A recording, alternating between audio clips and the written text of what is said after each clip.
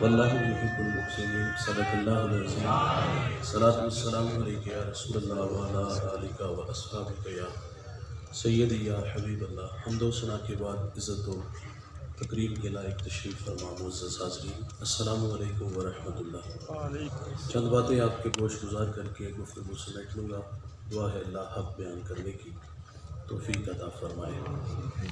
میرا موضوع ہے سیرت النبی کی روشنی میں مزدوروں کے حقوق۔ تجارت حاضرین مجلس پیشہ انبیاء ہے۔ ابن جوزی حضرت عبداللہ ابن عباس سے نقل کرتے ہیں کہ آدم علیہ السلام کا پیشہ کھیتی باڑی تھا۔ حضرت داؤد علیہ السلام آپ نبی بھی ہیں اور بادشاہ بھی ہیں، آپ زرہ بنانے کا کام کرتے تھے۔ اسی طرح حضرت اسحاق علیہ السلام آپ تجارت پیشہ تھے۔ حضرت شعیب علیہ السلام آپ بکریوں کی نگہبانی کرتے تھے۔ حضرت موسیٰ علیہ السلام کا بھی یہی پیشہ تھا۔ میرے اور آپ کے آقا و مولا نبی رحمت صلی اللہ علیہ وسلم آپ تجارت بھی فرماتے تھے اور آپ نے بکریاں بھی چرائی ہیں۔ نبی رحمت صلی اللہ علیہ وسلم نے فرمایا ہر نبی نے بکریاں چرائی ہیں۔ ایک صحابی نے عرض کیا حضور آپ نے بھی؟ حضور فرماتے ہاں میں نے کئی سال مکہ کے فلاں قبیلے کی بکریاں چرائی ہیں۔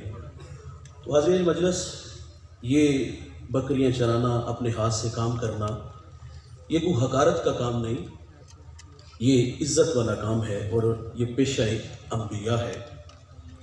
تو میرے کریم صلی اللہ علیہ وسلم نے اپنے ہاتھ سے کام کیا اور ہاتھ سے کام کرنے والوں کی حوصلہ افزائی بھی فرمائی۔ فرمایا القاسب حبیب اللہ، ہاتھ سے رزق کمانے والا اللہ کا دوست ہے۔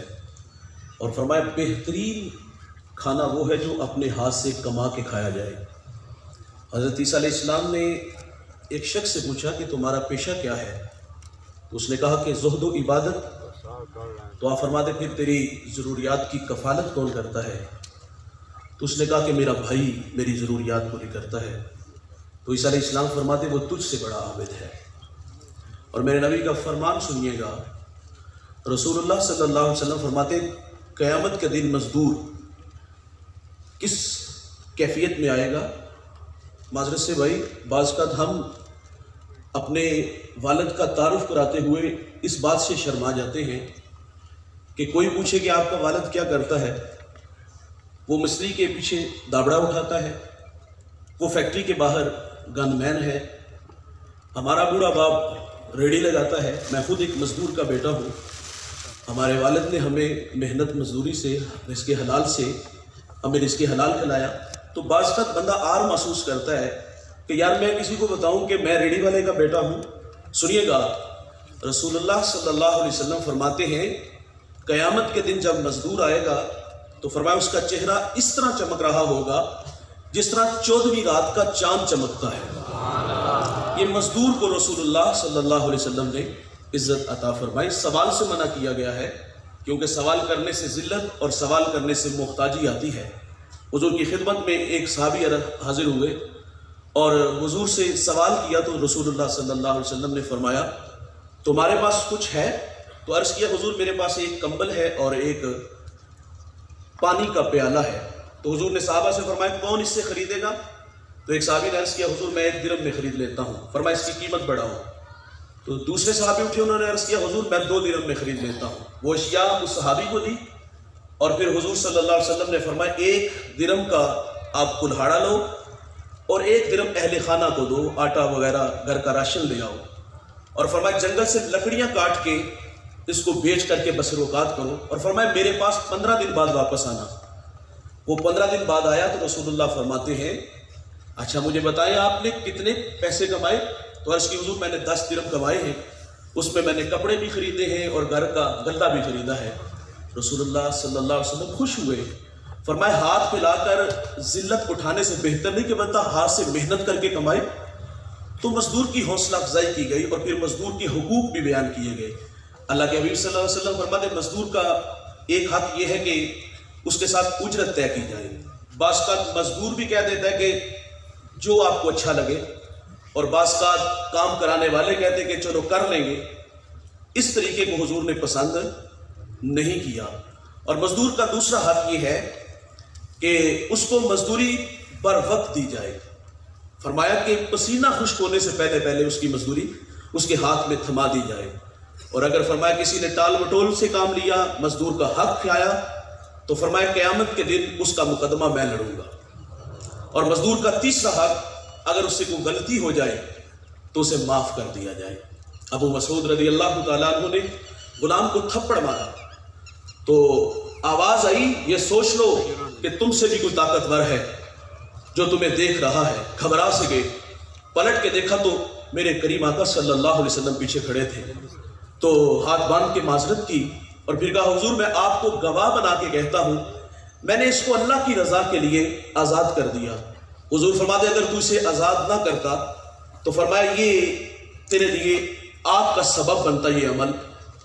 यहां मैं अर्ज करूंगा, गलती पे अबू मसूद ने थप्पड़ मारा तो हुजूर इस बात पे भी नाराज हुए कि थप्पड़ मारा क्यों। इंतहाई माजरत से अलमिया ये है इस दौर का, हमारे जो मातहत हैं, जो हमारे मुलाजिम हैं, हमारी फैक्ट्रियों में, कारखानों में, हमारे घरों में काम करने वाले, बाज़ हम वैसे ही गाली दे देते हैं। हमारे रवैये इतने तलखबाज औकात होते हैं कि गलती हमारे अपनी बिगड़ी औलाद करती है। चोरी का इल्ज़ाम भी हम अपने मुलाजिम पे लगा देते हैं। अगर घर में कोई चीज़ टूट जाए या उससे कोई नुकसान हो जाए तो हम उसकी तनख्वाह से पैसे काट लेते हैं। और वैसे भी देखा जाए तो हम मजदूर को तनख्वाह देते कितनी है, जितनी वो मेहनत करता है क्या उसको उसकी उजरत मिलती है। तो रौनक भरे लहजे हमने देखे हैं। माफ करने वाला मिजाज नहीं, गलती हुई तो उस पर सख्त से सख्त सजा दी गई। तो भाईजान अल्लाह बेनियाज है, अगर रवैयों में तलखी आई और रौनक आई तो अल्लाह हमें माफ नहीं करेगा। सादी शिराजी फरमाते, मैंने एक शख्स को अल्लाह के घर में इस हाल में देखा कि वो तवाफ़े काबा कर रहा है और साथ उसके खुद्दाम हैं जो लोगों को धक्के दे के उसके लिए रास्ता बना रहे थे। फरमाते ताज्जुब हुआ कि मालिक तेरा बंदा तेरे घर में आके मुतकब्बर बना है। यहाँ तो बड़े बड़े शहनशाहों के सर नदामत से झुक जाते हैं, लेकिन ये कैसा नालायक है कि यहाँ आकर के भी दौलत के नशे से बाहर नहीं आया। खैर वो फरमाते हैं, वो मंजर मेरी आंखों से ओझल हुआ। वो था तो बड़ा तलख, लेकिन फरमाते जिंदगी में एक मोड़ पे मेरी उससे दोबारा मुलाकात हुई। बगदाद की गलियां हैं, क्या वही शान शौकत? फरमाते नहीं। क्या वही ठाट बाट? फरमाते नहीं। क्या उसी तरह आगे पीछे खुद्दाम? फरमाते नहीं। आप फरमाते मैंने उस शख्स को बगदाद की गलियों में भीख मांगते हुए देखा था। तकब्बुर मकुनसी नहार है पिसर के रोजे से दस्तश दराई बसर। फरमाते बेटा एक दिन इसी के बल आके गिरोगे। भाईजान ऊपर जाने में बड़ा टाइम लगता है। मैं और आप अपना माजी पलट के देखें तो धुंधला सा नक्शा तो जरूर होगा ना। गुर्बत की लकीर थी, एक वक्त का था, एक वक्त का था नहीं। हमें अपने दस्तरखान पे अचार नजर आता है, हमें गंडा नजर आता है, हमें गुड़ नजर आता है। और भाई ऊपर जाने में बड़ा वक्त लगता है, लेकिन ऊपर से नीचे आने में वक्त नहीं लगता। और हमने बहुत कम लोग देखे जिन्होंने अपना आगाज याद रखा कि मैं कहां से शुरू हुआ और आज किस जगह पे आके खड़ा हुआ हूं। अक्सर लोग औकात भूल जाने का भी मिजाज रखते हैं। तो ये रौनक भरे लहजे अल्लाह को पसंद, अपने साथ जुड़े हुए लोग, आपके मुलाजिम हैं, आपके घर में काम करने वाले हैं, उनसे मोहब्बत से पेश आए यार, उन्हें प्यार दें। हमारा कहना भाई कभी कभी उनके साथ बैठ के खाना खाया करो, कभी कभी उनके साथ बैठ के गपशप लगाया करो, कभी कभी उनसे मशवरा भी मांगा करो। रसूलुल्लाह मेराज से वापस आए, बिलाल को करीब किया, फरमाया कौन सा अमल करते हो? जन्नत की ड्यूटी में तुम्हारे कदमों की आवाज अपने आगे सुनी है। मेरे किबला फरमाते बताइएगा बिलाल जमीन से उठ के अर्श पे नहीं पहुंच गया होगा? इस एक जुमले ने गुलामी की थकन उतार नहीं दी होगी कि जिसका आका कहे कि कौन सा अमल करते हो, कदमों की आवाज जन्नत की ड्यूटी में अपने आगे सुनी है। तो जुड़े हुए लोगों से मोहब्बत करें। एक बहुत बड़ा मजहबी स्कॉलर दस्तरखान पे बैठ के खाना खा रहा था, बाहर एक झाड़ू दे रहा है। उन्होंने कहा बेटा खाना खा लो। नजर उठाई, कानों का धोखा लगा। गरीबों को कौन मुंह लगाता है? और भाई गरीब भाई हो तो भाई मुंह नहीं लगाता, गरीब बहन हो तो भाई मुंह नहीं लगाता। गरीब बहन तो भाई से रिश्ता लेने आ जाए तो भाई के तेवर देखने वाले होते हैं कि तेरी जुर्रत किਵੇਂ हुई, तू अपनी औकात तो देख, तू मेरी बेटी को 2 वक्त तक खाना नहीं दे सकती। माजरत से भाई राज़िक हम हैं, बहनें वली बना देती हैं, बहनें माँ का रूप होती हैं, बहनों के हाथ भाइयों के लिए हर वक्त उसे रहते हैं।